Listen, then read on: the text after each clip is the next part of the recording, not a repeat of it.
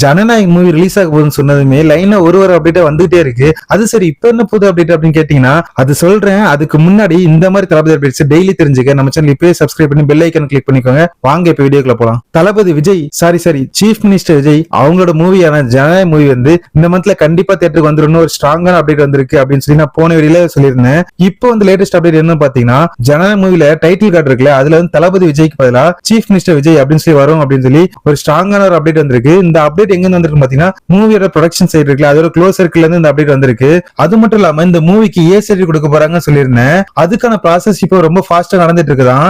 ஜனநாயக் மூவில இருந்து இந்த சீன்லாம் கட் பண்ணணும் இந்த சீன்லாம் மியூட் பண்ணணும் அப்படின்னு சொல்லி ஒரு சில லிஸ்ட் எடுத்து அதை வந்து ப்ரொடக்ஷன் சைடுக்கு சப்மிட் பண்ணுவாங்க சென்சார் போர்ட் சைடுல இருந்து.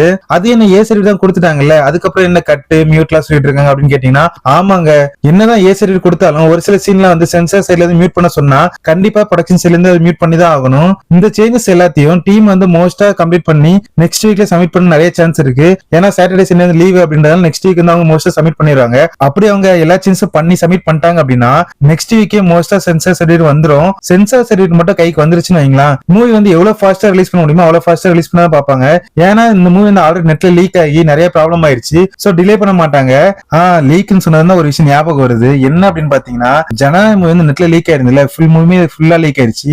லீக் ஆனதுக்கு அப்புறம் அந்த மூவியை 1,20,00,000 நெட்ல பாத்துருக்காங்க அப்படின்னு சொல்லி ஒரு சர்வே ரிப்போர்ட் வந்து காவல்துறை சைட்ல இருந்து சப்மிட் பண்ணிருக்காங்க.